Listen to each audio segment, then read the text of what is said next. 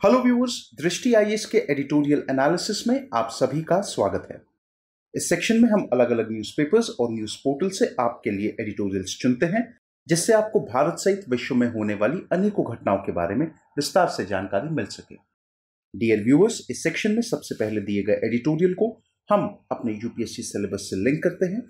उसके बाद कुछ महत्वपूर्ण की पॉइंट्स और अंत में कुछ इंपॉर्टेंट कॉन्सेप्ट्स जो यूपीएससी एग्जामिनेशन के पर्सपेक्टिव से जरूरी हैं, उन्हें देखते हैं। डियर व्यूअर्स, हम आशा करते हैं कि दृष्टि आईएएस की तरफ से लिए गए इस इनिशिएटिव को आप काफी पसंद करेंगे और आपके सुझाव हमारे लिए अत्यंत महत्वपूर्ण है। तो कृपया कमेंट सेक्शन में अपने सुझाव जरूर दें। तो चलिए बिना किसी देरी के शुरू करते हैं आज का एडिटोरियल एनालिसिस। प्रिय व्यूअर, यह वीडियो अंग्रेजी में भी उपलब्ध है। देखना चाहें तो आप हमारे इंग्लिश चैनल दृष्टि आईएएस इंग्लिश पर जाएं। आपकी सुविधा के लिए इस वीडियो के डिस्क्रिप्शन में इंग्लिश वीडियो का लिंक भी दिया गया है। आज का एडिटोरियल हमने द हिंदू न्यूज़पेपर से लिया है, जो 10 फरवरी 2021 को प्रकाशित हुआ है। आज का एडिटोरियल के शीर्षक है कटिंग ट्रांस फैट। यदि आज के एडिटोरियल को हम समराइज करें तो हम ये कह सकते हैं कि भोजन के स्वाद या लागत में कोई परिवर्तन लाए बिना अब अधिक स्वास्थ्यप्रद खाद्य विकल्प उपलब्ध हैं।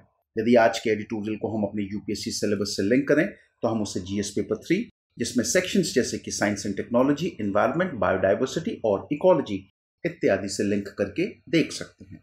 आज के एडिटोरियल के कुछ प्रमुख बिंदु। 1 जनवरी 2022 को भारत उन चुनिंदा देशों के समूह में शामिल हो जाएगा जो खाद्य उत्पाद में मौजूद कुल तेल या फिर वासा द्रव्यमान से औद्योगिक ट्रांस वासा को 2% तक सीमित कर देगा। इस प्रकार भारत WHO द्वारा निर्धारित इस लक्ष्य को लक्षित वर्ष के 1 वर्ष पूर्व ही प्राप्त कर लेगा। व्यूअर्स, यहां पर एक बहुत महत्वपूर्ण जानकारी है, वो यह है कि भारत ने यह लक्ष्य लिया है कि 1 जनवरी 2022 से जितने भी खाद्य उत्पाद भारत में उपलब्ध हैं, उन सभी में जो ट्रांस फैट, जो ट्रांस वासा इंडस्ट्रियल लेवल पे आर्टिफिशियली जो प्रोड्यूस किए जाते हैं, उनका जो लेवल है, उसको जो अभी लेवल चल रहा है 3%, उससे घटा करके 2% पर लागू कर दिया जाएगा। WHO ने भी एक ऐसा ही इनिशिएटिव लिया है और उसके लिए, उस लक्ष्य को प्राप्त करने के लिए WHO ने 2023 का वर्ष निर्धारित किया है। यदि भारत ऐसा करने में कामयाब हो जाता है तो भारत यह लक्ष्य WHO द्वारा निर्धारित किए गए समय सीमा से 1 वर्ष पूर्व ही हासिल कर लेगा। अब व्यूअर्स, इससे पहले कि हम लोग आगे बढ़ें, थोड़ी सी जानकारी ट्रांस फैट्स के बारे में कि दरअसल ट्रांस फैट होते क्या हैं और इनको लेकर के इतना कंसर्न क्यों जताया जा रहा है। अब देखिए, ट्रांस फैट एक तरीके का अनसैचुरेटेड फैट होता है जो कई सारे गलत हेल्थ इफेक्ट जो है किसी भी व्यक्ति के शरीर के ऊपर डालता है। जो हम आर्टिफिशियल, जो इंडस्ट्रियल या औद्योगिक ट्रांस फैट्स की बात कर रहे हैं, वह एक प्रोसेस होता है जिसको हम लोग बोलते हैं हाइड्रोजनेशन। जैसे कि आप लोगों ने देखा होगा, एक ऐसा प्रोसेस जहां पे जो वेजिटेबल ऑयल होता है, जो लिक्विड, जो तरल तेल होता है, उसको सेमी सॉलिड फॉर्म में हाइड्रोजनेटेड ऑयल बनाया जाता है। आप इसका संदर्भ डायरेक्टली सीधा डालडा आपने देखा होगा, वनस्पति घी के नाम से कई सारी कंपनियां हैं भारत में, जैसे डालडा हो गया, रथ हो गया, और भी कई सारे प्रोडक्ट्स हैं, फॉर्च्यून का आता है, तो उसमें आप देख सकते हैं। तो ये हाइड्रोजनेटेड फैट होता है, यह हाइड्रोजनेटेड ऑयल होता है। अब इस समय इतना इसके बारे में जानकारी प्राप्त करना जरूरी क्यों है? देखिए, WHO ने एक अंतरराष्ट्रीय अलायंस है जिसको हम लोग IFBA बोलते हैं, इसके बारे में हम लोग आगे थोड़ा विस्तार में देखेंगे।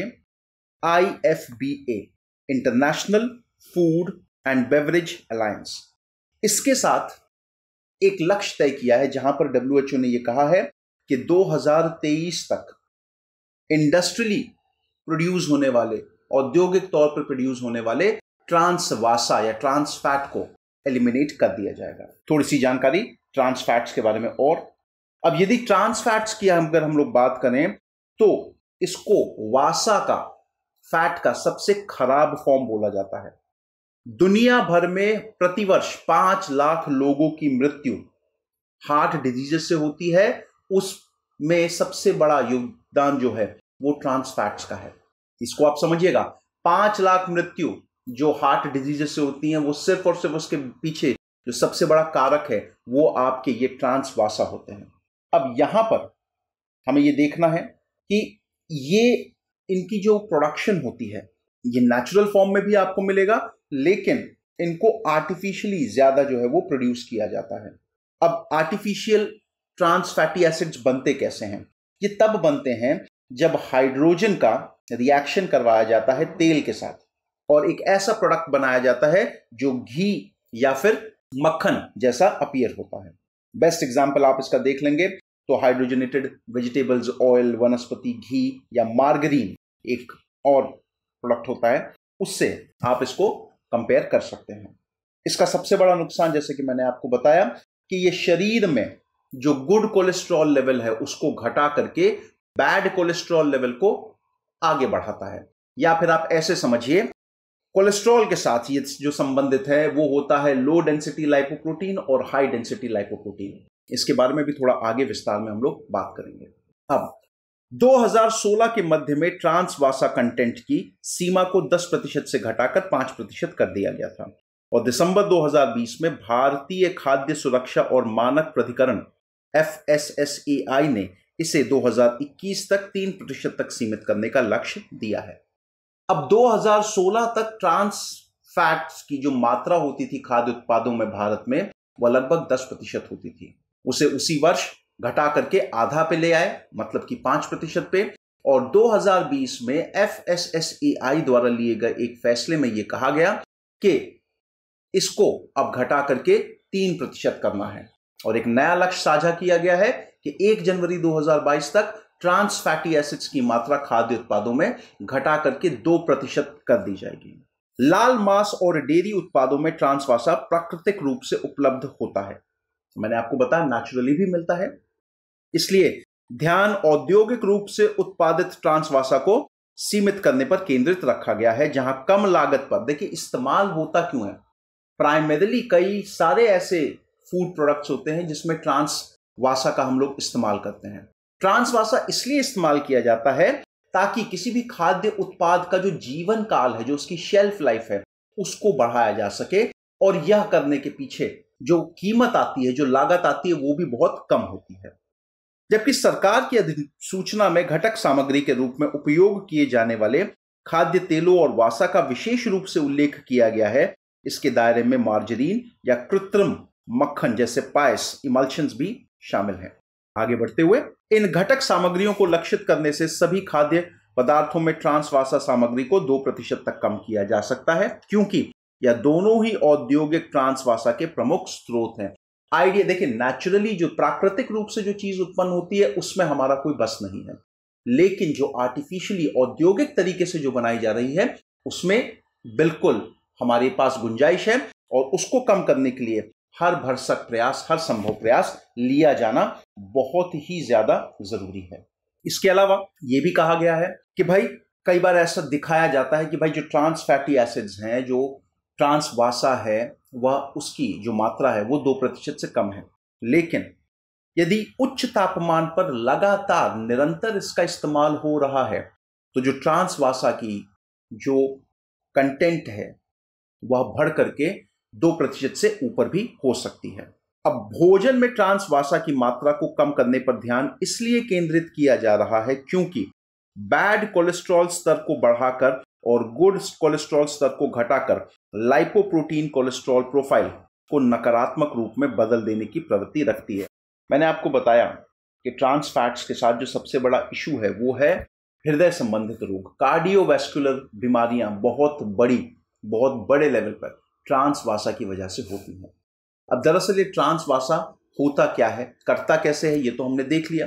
अब जरा बात करते हैं कि गुड और बैड कोलेस्ट्रॉल की बात जो हो रही है। अब सबसे पहले कोलेस्ट्रॉल की बात करते हैं कि कोलेस्ट्रॉल होता क्या है।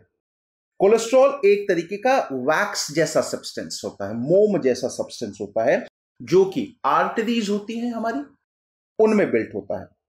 यदि देखा जाए तो पूरे तरीके से कोलेस्ट्रॉल शरीर के लिए घातक नहीं है। यदि सही मात्रा में लिया जाए तो यह शरीर के लिए बेहतर होता है और आपके शरीर को, हेल्थ को, आपके स्वास्थ्य को और अच्छा बना सकता है। दो तरीके के कोलेस्ट्रॉल होते हैं। एक होता है HDL, जिसको मैंने आपसे कहा हाई डेंसिटी लाइपोप्रोटीन। दूसरा होता है लो डेंसिटी लाइपोप्रोटीन। अब हाई डेंसिटी को हमेशा माना जाता है गुड कोलेस्ट्रॉल और लो डेंसिटी को हमेशा माना जाता है बैड कोलेस्ट्रॉल। अब यदि हाई डेंसिटी लाइपोप्रोटीन की बात करें तो होता यह है कि हाई डेंसिटी लाइपोप्रोटीन कोलेस्ट्रॉल को आपके लिवर में लेकर के जाते हैं, जहां से इसको ब्लड स्ट्रीम के जरिए निकाला जा सकता है, इससे पहले कि यह अपने आप को आर्टरीज में स्थापित कर सके। वहीं अगर हम लोग लो डेंसिटी लाइपोप्रोटीन्स की बात करें तो LDL जो है वो कोलेस्ट्रॉल को सीधा आपकी आर्टरीज में लेकर के जाते हैं, जिससे लगातार जमा होने पर एक बीमारी, कोलेस्ट्रॉल के लगातार जमा होने पर एक बीमारी होती है जिसको हम लोग बोलते हैं एथेरोस्क्लेरोसिस। एथेरोस्क्लेरोसिस।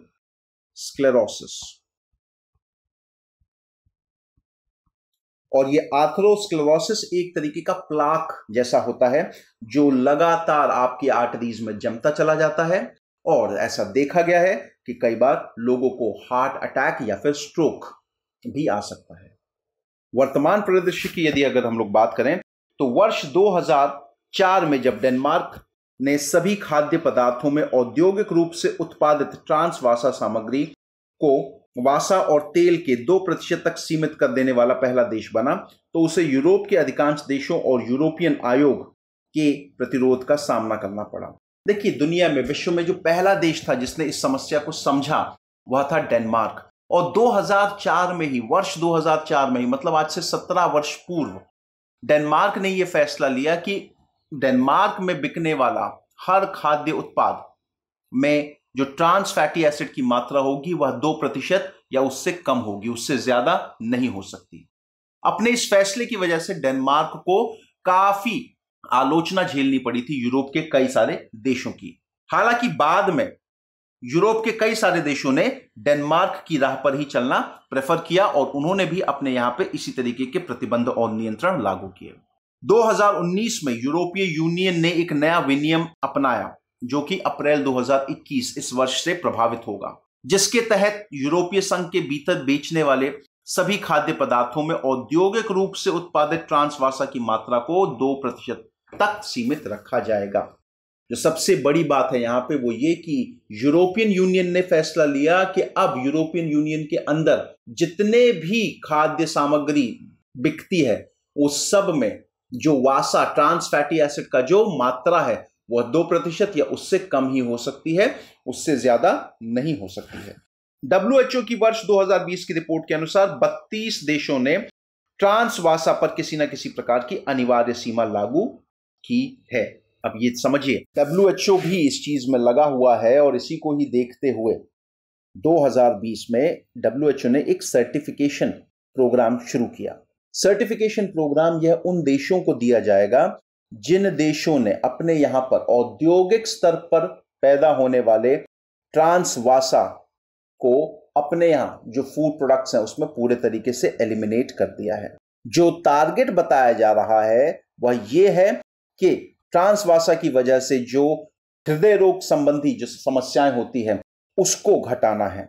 साथ ही साथ इस चीज पर भी ध्यान दिया गया है कि ट्रांस वासा को हटाने के बाद यदि स्वाद में या अगर हम लोग बात करें किसी और चीज में कमी नहीं होनी चाहिए। कंज्यूमर को ऐसा ना महसूस हो कि ये कंटेंट जब तक था इस खाद्य सामग्री में तब तक तो बहुत स्वादिष्ट थी, अब बेकार हो गई है।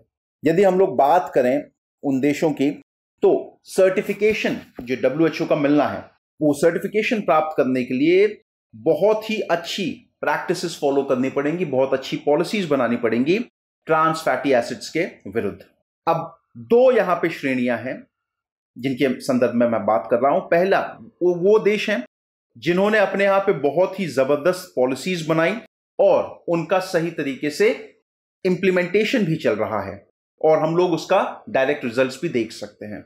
इस सूची में देखिए, प्रीलिम्स पर्सपेक्टिव से थोड़ा महत्वपूर्ण हो सकता है, तो ध्यान दीजिएगा सूची के ऊपर। जो देश हैं वो है Austria, Canada, Chile, Denmark, Hungary, Iceland, Latvia, Lithuania, Norway, Slovenia, South Africa, Thailand, United States of America. दूसरी श्रेणी उन देशों की है जिन्होंने पॉलिसीज बहुत अच्छी बनाई हैं, लेकिन अभी व्यापक तौर पर उसका इंप्लीमेंटेशन नहीं हो पा रहा है। इस सूची में जो आने वाले देश हैं वो हैं Belgium, Brazil, Bulgaria, Croatia, Cyprus, चेक Republic, Estonia, Finland, France, Germany, Greece, Ireland, Italy, Luxembourg, Malta, Netherlands, Peru, Poland, पुर्तगाल, रोमानिया, स्लोवाकिया, स्पेन, स्वीडन, तुर्की, यूनाइटेड किंगडम और उरुग्वे। तो यह देश हैं।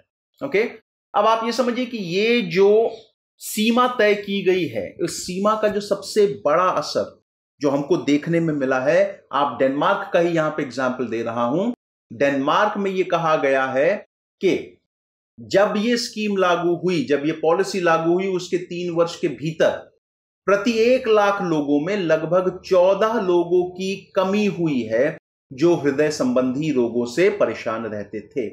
मतलब ऐसा मानिए कि यदि 2004 या 2005 में डेनमार्क में जब प्रति 1 लाख लोगों में से 28 लोगों को हृदय संबंधित रोगों की समस्या होती थी, तो यही आंकड़ा 3 साल बाद 2004 के 2007 में घट करके प्रति 1 लाख लोगों में मात्र 14 लोगों को हृदय संबंधित रोगों की समस्या होती थी।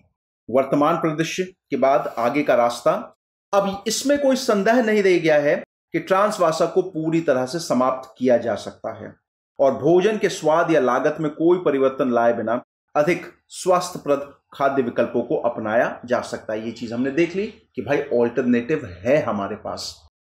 ऐसा नहीं है कि ट्रांस फैटी एसिड्स को रिप्लेस नहीं किया जा सकता, बिल्कुल किया जा सकता है।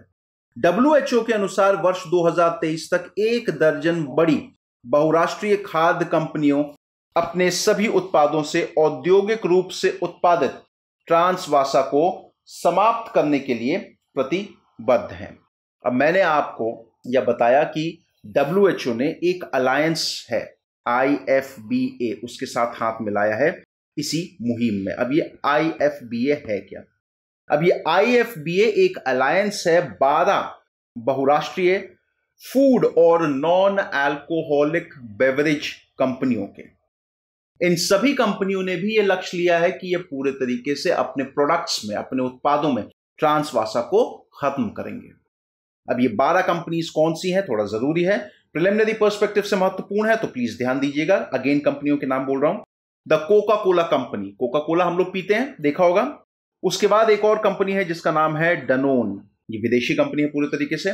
फिर फेरेरो चॉकलेट्स हम लोग देखते हैं, फेरेरो रोशर्स की चॉकलेट्स आती हैं, फेरेरो। इसके बाद General Mills, General Mills, General Mills के बाद आता है आपके पास Grupo Bimbo, Grupo GRUPO Bimbo BIMBO, Grupo Bimbo. फिर आता है केलॉग्स, कॉर्नफ्लेक्स आते हैं, देखते हैं। इसके बाद आती है कंपनी मार्स, MARS। फिर हम सबका बहुत प्रिय मैकडॉनल्ड्स। उसके बाद कैडबरीज की जो चॉकलेट्स आती हैं, डेयरी मिल्क वगैरह, सिल्क, ये सब जो हम लोग देखते हैं, एक जो कैडबरीज वो एक ब्रांड की तरह है, और जो पेरेंट कंपनी है उसका नाम है मॉन्डलीज इंटरनेशनल, MONDELEZ, मॉन्डलीज इंटरनेशनल। फिर उसके बाद आता है नेस्ले। नेस्ले के बाद सबसे बड़ा उत्पाद नेस्ले का हम सब देखते हैं, हम लोगों ने कभी ना कभी जरूर वो प्रोडक्ट चखा होगा, खाया होगा, मैगी नूडल जो आती है। उसके बाद पेप्सिको, जो पेप्सी आती है, और अंत में यूनिलीवर, जिसको पहले हम लोग हिंदुस्तान लीवर लिमिटेड के नाम से जानते थे। तो इन सभी कंपनियों ने WHO के साथ मिलकर के ये लक्ष्य साझा किया है और कहा है कि ट्रांसवासा को अपने उत्पादों से पूरे तरीके से खत्म करना इनका प्राइमरी ऑब्जेक्टिव है। 1 वर्ष की नोटिस के साथ बहुराष्ट्रीय कंपनियों के लिए यह संभव है कि वे अपने प्रयासों को दोगुना करते हुए FSSAI मानकों को पूरा कर लें। अब देखिए 1 वर्ष का लगभग 1 वर्ष का समय है। तो ये माना जा रहा है कि ये सभी जो अंतर्राष्ट्रीय कंपनियां जो भारत में भी अपने प्रोडक्ट्स बेचती हैं, ये FSSAI का जो मानक जो उन्होंने 1 जनवरी 2022 के लिए तय किया है कि 2% से कम रहना चाहिए ट्रांस फैट, तो उसको शायद अचीव कर लिया जाए। साथ ही साथ जो भारतीय कंपनियां हैं उनको भी किसी तरीके की कोई समस्या नहीं होनी चाहिए इसको देखने में, इसको पूरा करने में। अब एक बात यहां पर जो थोड़ा जरूरी है जिसके बारे में बात करना इंपॉर्टेंट है, WHO का एक और इनिशिएटिव था। WHO ने 2018 में एक स्टेप बाय स्टेप गाइड वो लॉन्च करी, कारण ताकि ट्रांस फैटी एसिड्स को पूरे तरीके से एलिमिनेट किया जा सके। उस स्टेप बाय स्टेप गाइड का नाम था रिप्लेस।